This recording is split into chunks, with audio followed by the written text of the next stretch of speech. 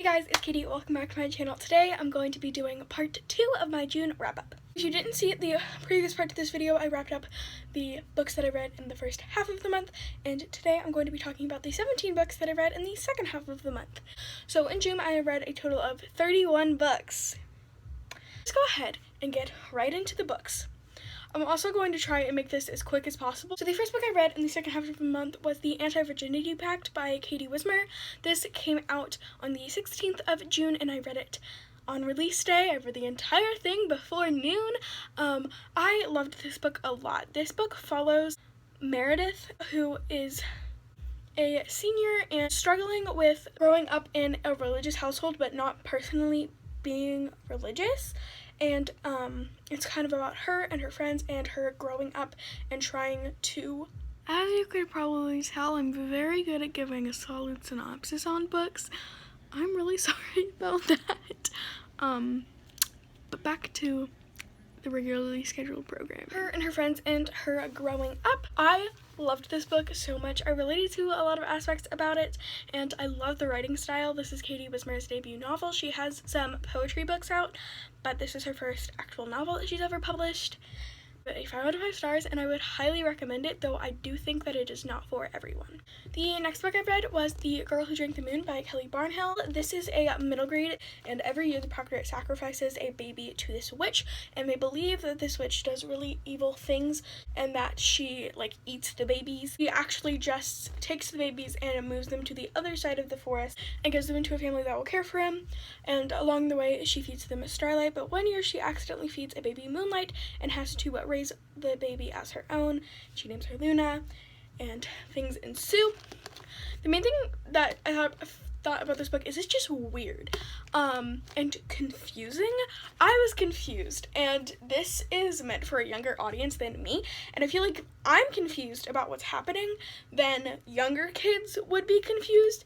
The writing is really beautiful, but I feel like we needed more of an explanation, especially for this being for a younger audience, and I really wasn't that big of a fan.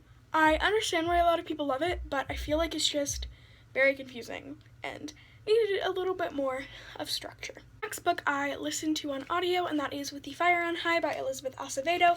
This is a YA contemporary that follows our main character, Armani, and she is a teen mom who really wants to become a chef, and it's about her in high school trying to become a chef, and it is so beautiful. I love the writing style, and I love how there are recipes at the beginning of each part in the book, and I really loved this book. I love the writing style, loved the characters, and I loved the class trip portion.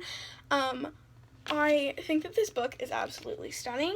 Not only is the cover stunning under the desk jacket, and the writing is just so beautiful, and I love this book so much. Highly recommend it, and I give it a 4 out of 5 stars. Next book was another book that I listened to on audio, and I listened to The Hate You Give by Angie Thomas. This book follows Star, who is with her best friend when he is murdered by a police officer, and it is about her trying to get justice for her friend. Really loved it.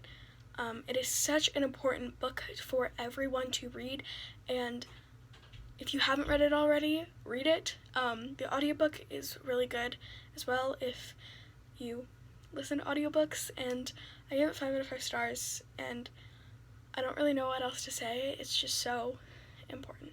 The next book was another audiobook that I listened to, and that is Black Enough edited by Evie Zaboy. This is an anthology that has, I think, 13 stories.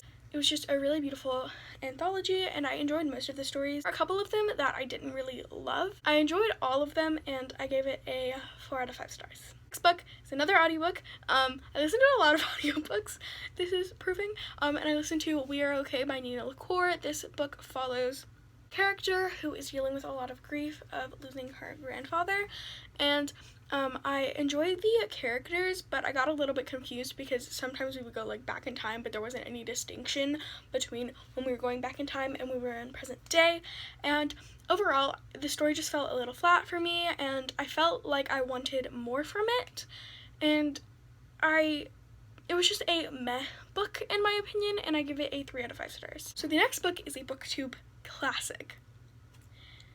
I read Throne of Glass by Sarah J. Maas, and I really enjoyed it.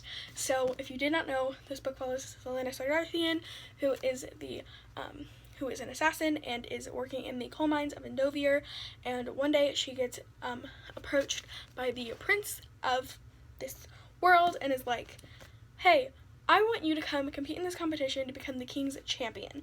So if she does become the king's champion, after 4 years she will be free, and all she has to do in those 4 years is be his assassin. So this is about her in the competition, but when she's on the competition, her competitors start getting murdered. So it's all about her trying to figure out what is going on, and I really loved this book. I love the writing style, and I got really sucked into it. I will say I don't think I'm as in love with it as some people are, and I gave it a 4 out of 5 stars. And if you haven't read this already, I mean, you're really late to the train. Like, so was I, but like, you're extra late to the train. And just read this if you haven't, because it's really good. The next book I listened to, and that was The Hand on the Wall by Maureen Johnson. This is the 3rd book in the Truly Devious trilogy. This series follows Stevie Bell when she goes to Ellingham Academy, and in 1936, Professor Ellingham, the founder of the school, his wife and daughter were kidnapped and never found. The case went cold, and no one ever found out what really happened, and Stevie is determined to find out what happened during her time at Ellingham, and it is such a fun series, and I never expect what is happening, so this book, I have no words. I didn't expect that to be the person who did it, and I loved it, and I'm pretty sure I've given almost every single book in the series 5 stars. I love this series so much, and I highly, highly, highly recommend it. Next book I read was The Land of Roar by Jimmy McLaughlin. I don't know how to say the author's name, I'm really sorry. But this is a middle grade that follows Arthur and his sister Rose, who, when they were little, they made up this land called Roar, and they would like play in it when they were little, and one day they find out that Roar is real, and they have to go to save their grandfather, who was sucked into Roar.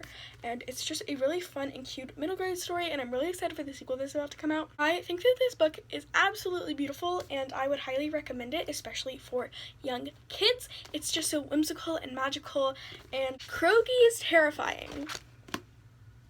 That's all I'm gonna say. Gave this a 4 out of 5 stars, and I'm so excited for the sequel to come out. The next book I listened to on audio, and that is Felix Ever After by Case Calendar. This is a YA contemporary that follows Felix, who is a transgender teen growing up in New York, and it's about him when he starts getting transphobic messages and is trying to figure out who did it and enacts revenge on said person. So the main thing I really liked about this book was the representation. Not only does it have transgender representation, but it has Felix questioning his gender identity even after he has transitioned, and I've never seen anything close to that representation. I think that it is really important for this book to be out there for teens to read about if they're going through a similar experience. I loved the characters and the friend groups and everything in this book, and I just love this book so much. The cover is absolutely stunning, and I gave it a 5 out of 5 stars. The audiobook is amazing and I would definitely recommend listening to the audiobook, but I love this book so much, and I cannot wait to read some other books by Case Calendar. The next book I read is another middle grade, and I read Bright Storm by Vashti Hardy. This is a middle grade that follows Arthur and Maudie, and their father was apparently killed in his expedition to go to South Polaris to try and figure out what is there, because no one has ever been there before, and he and his entire crew died. And Arthur and Maudie have a feeling that their father didn't actually die, so they decide to go to South Polaris themselves to try and figure out what really happened. Loved the steampunk vibes and the adventure elements to this book. It's a lot of fun, and I read it really, really quickly, and I would highly recommend this, and I think and I'm pretty sure there's a 3rd book.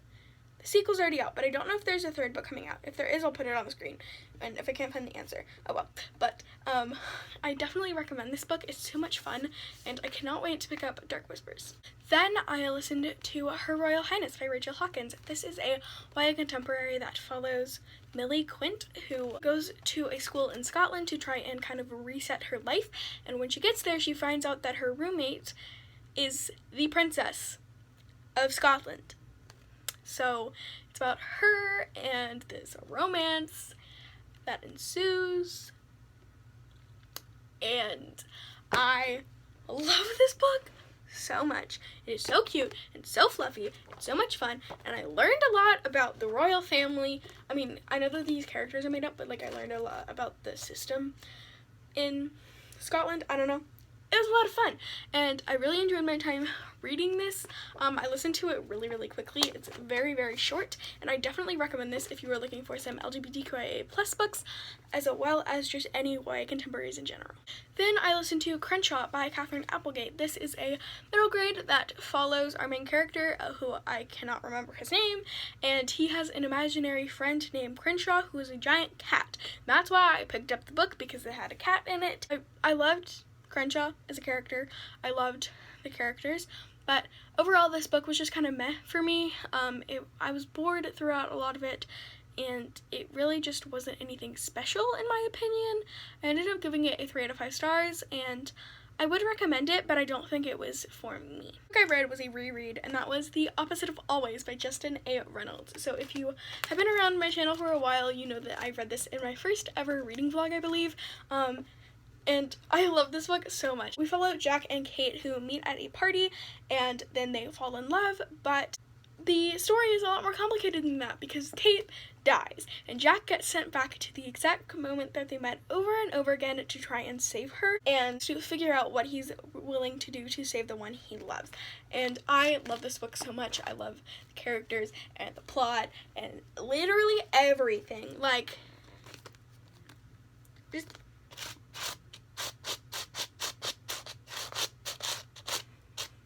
I'm going to reread this book all the time because I love it, and if you have not read this, read it. It is so good. It's so good. It's my baby. Then I read Good Girl, Bad Blood by Holly Jackson. This is the sequel to A Good Girl's Guide to Murder, which I read in March, and this series follows Pippa. So I'm not going to tell you what the specific book is about because spoilers, but A Good Girl's Guide to Murder follows Pippa, who for her last project at school goes back to a murder that happened 5 years ago when Andy Bell was murdered by her boyfriend Sal Singh, but she does not believe that that is what actually happened, so she is trying to figure out what really happened. And so this is the sequel, and I love this book so much. I didn't expect the ending. The Child Brunswick. This book broke me and Pippa, and I want the 3rd book. So, arguably the most exciting book that I read this entire month. I got it approved for an arc of the Tea Dragon Tapestry by Katie ONeil. If you did not know, I love the Tea Dragon Society series with my whole heart. I have reread each of them 6 times. I love them so much. The art style is like it's so beautiful. And the 3rd book is no different. It's amazing.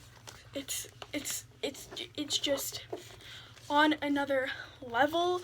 I loved it so much. I love how we see characters from both the Tea Dragon Society and the Tea Dragon Festival, and I cannot wait to get my hands on a physical copy so I can reread it when it comes out. I believe it comes out on September 1st, but I love the Tea Dragon Tapestry so much. And the last book that I read this month I listened to Birthday by Meredith Russo. This is a YA contemporary that follows Morgan and Eric on their birthday every year from the time that they are 13 to when they are 18, and Morgan is coming to the terms with the fact that he wants to be a girl, and it's so beautiful and so cute. It deals with a lot of hard topics while still being quite fluffy, and I really enjoyed it. I would highly recommend it. I just really love that book, and I think that it's very important for a lot of people to read, and I'm so glad that it is out there for trans teens to read. And yeah, I would highly recommend that, and I give it a 4 out of 5 stars. These are all the books that I read in the second half of the month. I hope you guys enjoyed this video. If you have any other ideas for any kinds of wrap-ups that you guys want me to do or anything, please let me know in the comments down below, because wrap-ups are stressful.